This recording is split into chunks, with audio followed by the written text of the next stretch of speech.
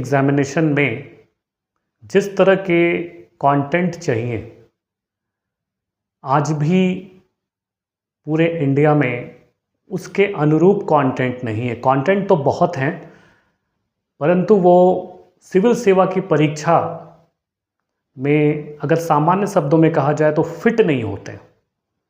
Fit नहीं होते मतलब कंटेंट की भरमार है, कंटेंट बहुत हैं और बहुत ही गहराई वाले कंटेंट भी हैं। लेकिन अगर हम इन कंटेंट को यूज़ कैसे करें, सिविल सेवा की परीक्षा में फिट कैसे करें, ये चीज़ें अगर हम समझ जाते हैं तो सिलेक्शन बहुत आसान हो जाता है। लेकिन चूंकि हम पूरे साल यहाँ वहाँ है ना कंपटीशन की अंधी दौड़ में भटकते रहते हैं, लेकिन हम सही चीज़ों तक बहुत देर के बाद पहुँचते हैं। और हो सकता है ये वीडियो आपको सही समय पर मिला हो या आपका यहाँ से सही समय शुरू होता है, ये भी हो सकता है। ये हो सकता है, मैं नहीं कह रहा हूँ, मैं दावा नहीं कर रहा, पर हो सकता है। अभी आप खुद महसूस करेंगे कि इस बात में कितनी सच्चाई है। मैं ज़्यादा समय नहीं लूँगा, मुद्दे पर आता हूँ, क्योंकि हम लोग जो ये ज्योग्राफी का सेशन चल रहा है जिसमें हम आज बात करने वाले हैं ज्योग्राफी वर्ड पर ही, इस भूगोल के शब्द पर ही।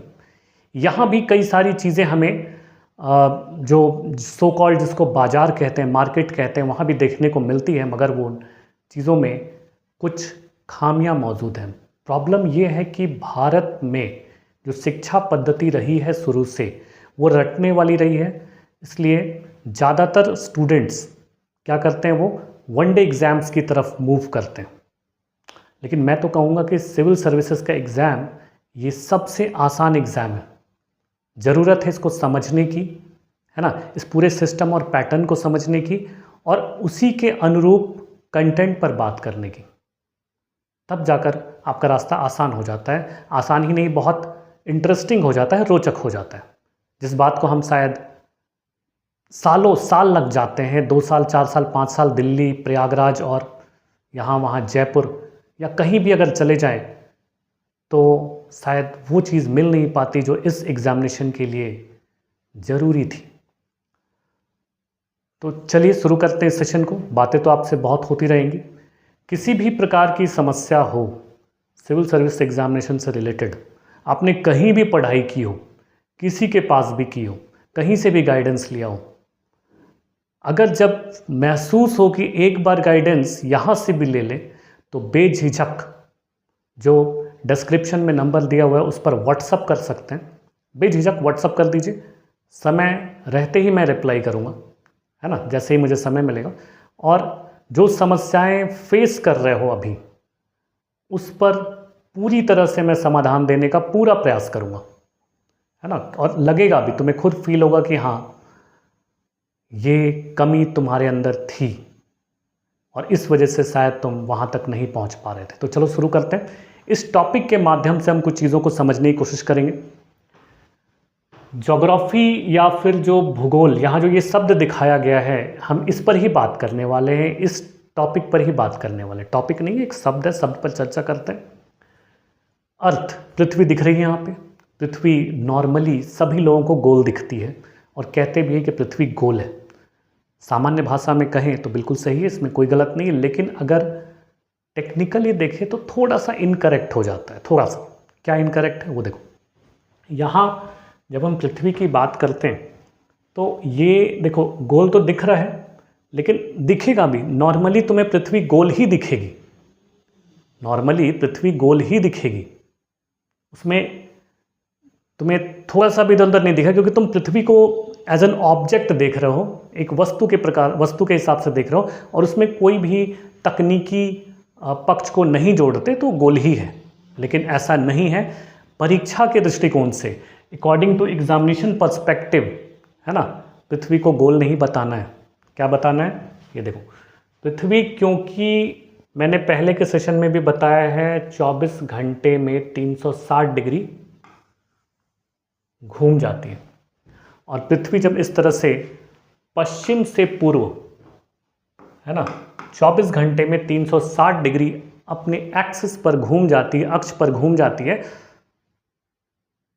और जितनी तेज़ी से घूमती है 24 घंटे में 360 डिग्री पूरा करने के लिए, उससे क्या होता है, इसके केंद्र से बाहर की तरफ एक बल पैदा होता है। सेंटर से बाहर की तरफ एक फोर्स प्रोड्यूस होता है, जिस फोर्स को हम सेंट्रीफ्यूगल फोर्स या केंद्र प्रसारी बल कहते हैं। क्या कहते हैं? सेंट्रीफ्यूगल फोर्स या केंद्र प्रसारी। केंद्र से बाहर की तरफ बल लगता है। क्यों? क्योंकि जब पृथ्वी घूम रही होती है तेजी से, तो इतनी तेजी से घूमने के पश्चात होता क्या है कि केंद्र से बाहर की तरफ बल लगता है ऑटोमेटिकली, ताकि पृथ्वी अपने अक्ष पर, अपने एक्सिस पर बैलेंस्ड बनाए रखे, संतुलित रहे, है ना, इसलिए बल लगता है। और जब ये बल बाहर की तरफ लगता है, यानी तुम अगर ध्यान से देखो तो जिस तरफ सेंटर से बाहर की तरफ लग रहा है वहाँ इक्वेटर है, भूमध्य रेखा है 0 डिग्री, और इस बल के कारण ही पृथ्वी पर थोड़ा सा, यहाँ देखोगे तो उभार उत्पन्न हो जाएगा। यहाँ देखो, यहाँ से भी और यहाँ से भी। अब पृथ्वी पर थोड़ा सा बल्ज, ये जो बल्ज क्रिएट हो गया है, उभार जो क्रिएट हो गया है, ये इसी फोर्स के कारण हुआ, सेंट्रीफ्यूगल फोर्स के कारण हुआ है। इस बल के कारण पृथ्वी का जो शेप है वो थोड़ा बदल चुका है। अब पृथ्वी का आकार वो नहीं है जो दिख रहा है।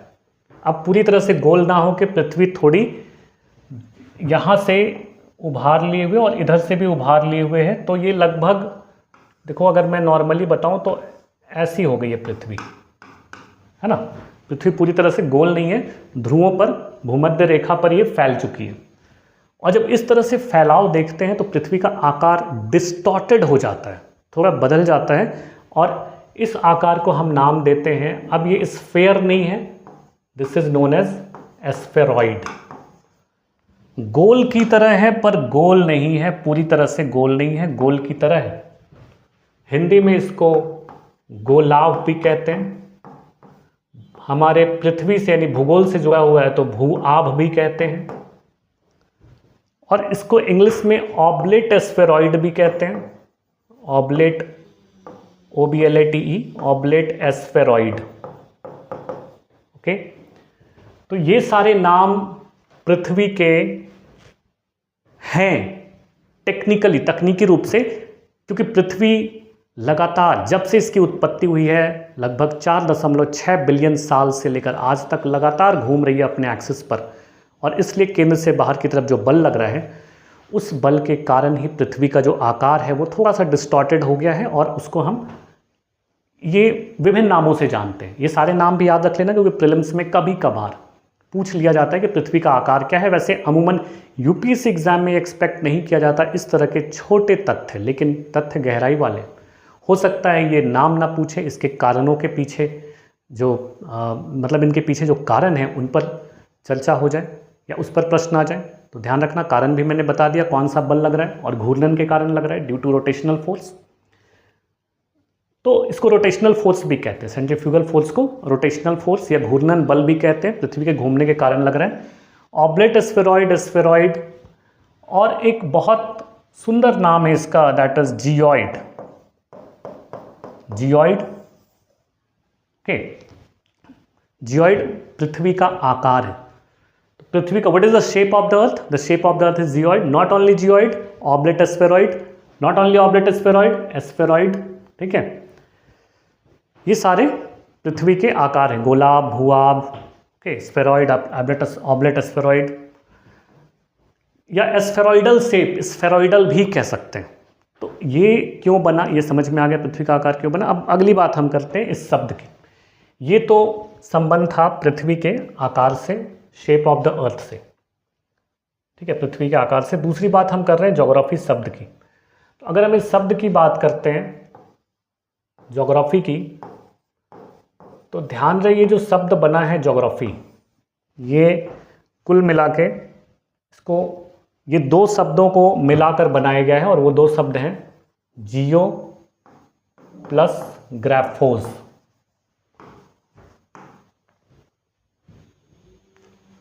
प्राचीन सभ्यताओं में एक सभ्यता है जो कि काफ़ी फेमस है और काफ़ी उसने अपने आप पर काम भी किया है, जिसको हम ग्रीक और रोमन सिविलाइजेशन या ग्रीक और रोम सभ्यता कहते हैं, जो आज के यूरोपियन हिस्से में आती है। अब चूंकि ये सभ्यताएं प्राचीन हैं, प्राचीनतम में से एक है, ये भी कह सकते हो, oldest civilization among oldest I mean among others. तो ये जो सभ्यताएं हैं, अगर हम इस पर बात करते हैं कि ये सभ्यताएं, तो सभ्यताओं का विकास जब होता है तो उसमें एक बहुत इंपॉर्टेंट एस्पेक्ट छुपा होता है, जिसको हम कहते हैं एकेडमिक डेवलपमेंट, शैक्षणिक विकास। तो एकेडमिक डेवलपमेंट जब यूरोप में हुआ, भाई ऑब्वियसली वहाँ बहुत पहले स्टार्ट हो गया था ये, और सबसे पहले स्टार्ट हुआ, बहुत पहले के सबसे पहले हुआ, उसके बाद पूरे वर्ल्ड में ये विकास प्रसारित हुआ, एक्सपैंड हुआ। भूख थी उनमें, यूरोपियंस में, किस तरह की? अपने साम्राज्यवादी, यानी कि अपने साम्राज्य के विस्तार करने की, एक्सपैंड करने की। तो जब भी एक्सपेंशन होता है तो सबसे पहले मजबूती वहीं होती है, फिर एक्सपेंशन होता है। तो उन्होंने अपने यूरोप को मजबूत किया, और मजबूती प्रदान करने में एकेडमिक जो रेवोल्यूशन थी, यानी शैक्षणिक क्रांति थी, उसका भी बहुत ज़्यादा हाथ रहा है। क्यूरोसिटी उनकी आदत थी, जागरूकता, जिज्ञासा, क्या हो रहा है ब्रह्मांड में, क्या हो रहा है यूनिवर्स में, क्या हो रहा है, how planets are rotating and revolving, how stars are forming, तारों का निर्माण कैसे होता है, how galaxies are over there, क्यों गैलेक्सी वहीं पर हैं, ठीक है, कौन सा बल इनको आपस में जोड़े हुए है, ये सारी बातें वो सोचते थे। क्यों तारों ने अपनी जगह बदल लिया, आज कल यहाँ दिख रही थी, परसों वहाँ, आज ये सारी जिज्ञासाएं उनके मन में होती थी। और इसका उत्तर पाने के लिए जब उन्होंने प्रयास किया तो जो क्रांति निकल के आई उसको ही हम एकेडमिक रिवोल्यूशन यानी शैक्षणिक क्रांति कहते हैं। और उन्होंने ही ज्योग्राफी के काफ़ी पक्ष को कहते हैं उजागर किया है, और दुनिया ने उसे सराहा भी, यानी यूरोपियंस ने। तो उन्होंने ही, जब वहीं से शिक्षा की क्रांति भी शुरू हुई, तो ये ज्योग्राफी शब्द भी कहाँ से आया होगा? वहीं से आया हो। पहले लोग ज्योग्राफर या मैथमेटिशियन या केमिस्ट या फिर पॉलिटिशियन या हिस्टोरियन या इकोनॉमिस्ट नहीं होते थे, वो होते थे सिर्फ फिलोसोफर। क्योंकि फिलॉसफी एक ऐसा विषय हो जाता है जिसमें सारे विषयों का समावेश होता है, और कहते हैं philosophy is the mother of all subject, ये भी कह सकते हैं। दर्शन शास्त्र सभी विषयों की जननी है। अब फिलोसोफर थे, सारे फिलोसोफर थे। बाद में जैसे जैसे पूरे वर्ल्ड में एकेडमिक डेवलपमेंट हो गया यूरोप के बाद, और ये समय है लगभग 1950 के आसपास का, जहाँ पूरे वर्ल्ड में एकेडमिक डेवलपमेंट दिखाई देने लगा as a revolution, as a क्रांति की तरह। तब एकेडमिक्स भी डिवाइड हो गए, ये मैथ से, फिजिक्स से, केमिस्ट्री है, ठीक है। जो फिलोसोफर थे उनको ही एकेडमिक ब्रांचेस में डाला गया। अगर कोई फिलोसोफर अर्थ की बात कर रहा है तो उसको ज्योग्राफी में डाल दिया गया। अगर कोई फिलोसोफर कैलकुलेशन की बात कर रहा है तो उसको मैथमेटिक्स में डाल दिया गया। अगर कोई फिलोसोफर फिजिक्स के लॉ की बात कर रहा है, न्यूटन्स लॉ की बात कर रहा है, एप्पल के गिरने से, है ना, ग्रेविटी की बात कर रहा है, तो उसको फिजिक्स में डाल दिया गया। यानी सब फिलोसोफर थे, उनको उनके अपने अपने ज्ञान के अनुसार अलग अलग ब्रांचेस में डाल दिया गया। ऐसे ही ज्योग्राफी का भी जो फादर था हिकैटेयस, वो बेसिकली फिलोसोफर या हिस्टोरियन था। बाद में ज्योग्राफी में मतलब ज्योग्राफी एकेडमिक्स में आ गया और उसको फादर ऑफ ज्योग्राफी माना जाने लगा। खैर चलते हैं, अब इस छोटी सी कहानी के साथ इस बात को भी यहाँ पे हम लोग ख़त्म करते हैं। जियो प्लस ग्राफोस, जियो का मतलब होता है पृथ्वी, और पृथ्वी का आकार क्या है? जियोइड। तो ये जियो पृथ्वी के आकार जियोइड से लिया गया है, और इसका मतलब है शेप ऑफ अर्थ, पृथ्वी का आकार, है ना। और ग्राफोस का मतलब होता है डिस्क्रिप्शन। ग्राफोस का मतलब क्या होता है? डिस्क्रिप्शन यानी वर्णन। तो किसका वर्णन करते हैं हम ज्योग्राफी में? पृथ्वी के आकार का। डिस्क्रिप्शन यानी वर्णन, पृथ्वी के आकार का वर्णन। तो जियो प्लस ग्राफोस, इन दोनों शब्दों से मिलकर बना है ज्योग्राफी। लेकिन ये ज्योग्राफी एक इंग्लिश वर्ड है। इससे पहले एक शब्द आया था जियोग्राफिया।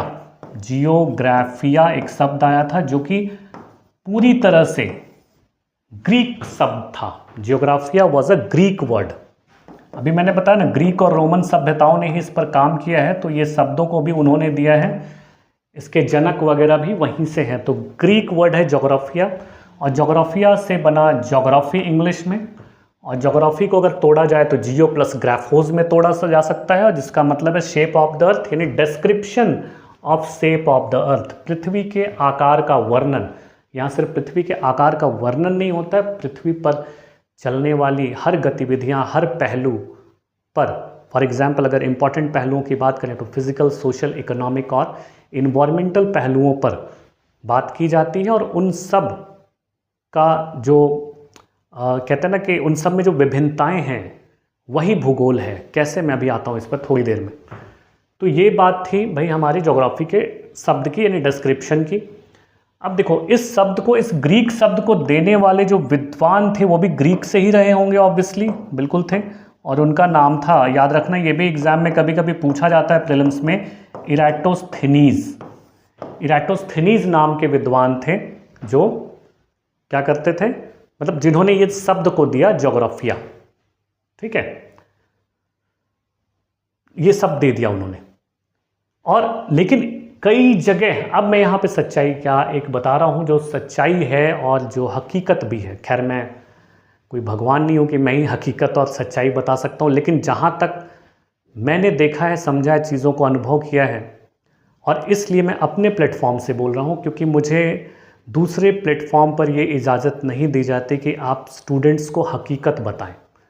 और इसीलिए मैंने एक नया चैनल स्टार्ट किया है सिर्फ सिविल सर्विसेज एग्जामिनेशन के लिए। तो आपको अगर महसूस होता है, फील होता है, तो सब्सक्राइब कर लेना। मैंने रिक्वेस्ट नहीं किया है, मैंने कहा भी नहीं, लेकिन अगर महसूस होगा तो सब्सक्राइब कर लेना, क्योंकि आगे चलकर तुम्हें ऐसी और भी जानकारियाँ मिलने वाली हैं शायद जो तुम्हें इस एग्ज़ामिनेशन को लेकर अभी तक नहीं पता थी। चाहे तुमने दिल्ली जैसे शहरों में कई सारे इंस्टीट्यूशंस की खाक छानी हो, लेकिन वो चीज़ें नहीं बताई जाती। इसकी दो वजह हो सकती, या तो उनको पता नहीं है या बताना नहीं चाहते। खैर, सोच के बताना, मैं आगे आने वाली वीडियोस में ज़रूर बताऊंगा कि या बताना नहीं चाहते या उनको पता नहीं है। ठीक है, इन दो बातों पे हम आगे चर्चा करेंगे। फिलहाल हम बात करते हैं इस पर। इराटोस्थेनीज नाम का जो ग्रीक विद्वान था, उसने ज्योग्राफिया शब्द दिया था। ठीक है ना। और वही मैं कह रहा हूँ, जो सच्चाई ये है कि जितने भी अच्छे अच्छे स्टडी मटेरियल्स तुम्हें मिलते हैं, सो कॉल्ड, जो भी हो सकता है, बहुत सारे मार्केट में पड़े हुए हैं, है ना, उसमें भी ये गलतियाँ, उसमें कहा जाता है, तुम देख लेना, खुद से चेक कर लेना। अगर तुमने बहुत किसी स्टडी मटेरियल को बहुत अच्छा स्टडी मटेरियल मानकर पढ़ाई शुरू की होगी कि ये बेस्ट है, चाहे वो हिंदी में हो इंग्लिश में, तो उसमें देखना ये कमी जरूर होगी। उसमें इराटोस्थेनीज को क्या बताया गया पता है? Father of geography. He was not the father of geography. उसने सिर्फ ज्योग्राफिया शब्द दिया था, जबकि फादर ऑफ ज्योग्राफी हैं हिकेटाइयस।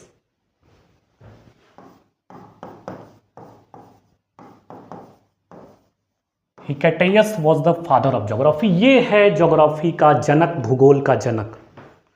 एक बात और बताऊं मैं, ज्योग्राफी को हिंदी में भूगोल कहते हैं। क्या कहते हैं? भूगोल। लेकिन भूगोल का इंग्लिश से कोई लेना देना नहीं है, ये सिर्फ हिंदी में समझ के लिए ये शब्द दिया गया, समझ के लिए। भूमि हमारी गोल है, जो कि है नहीं, फिर भी हम भूगोल कहते हैं। तो कहा ना मैंने, इसमें टेक्निकल पक्ष कुछ नहीं है, सिर्फ समझ के लिए कहा गया। और भूमि हमारी गोल है ही नहीं, गोलाब है, भूआब है। लेकिन नॉर्मली भूमि को, यानी अर्थ को, पृथ्वी को हम गोल ही कहते हैं, स्फेरिकल कहते हैं, इसलिए इस तरह का एक सामान्य शब्द हिंदी में दिया गया।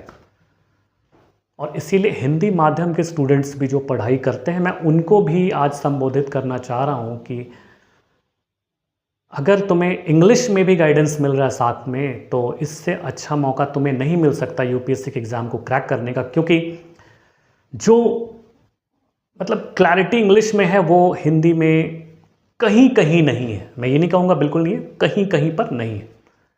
लेकिन हम वो रिस्क भी क्यों लें? क्यों नहीं? अगर हमें इंग्लिश में भी कुछ सीखने का मौका मिलता है तो सीखें, उसके माध्यम से हमारी हिंदी भी और मजबूत हो जाएगी, हिंदी का ज्ञान भी और ज़्यादा मजबूत हो जाएगा। तो यहाँ पर ये दिखा है भूगोल, मैंने बताया सामान्य शब्द है, लेकिन भूगोल सबने देखा, तुमने भी देखा कि भूगोल यानी हमारी पृथ्वी गोल नहीं है। Hecataeus, he is the father of geography, इसको हम भूगोल का जनक मानते हैं। बिल्कुल सही बात है।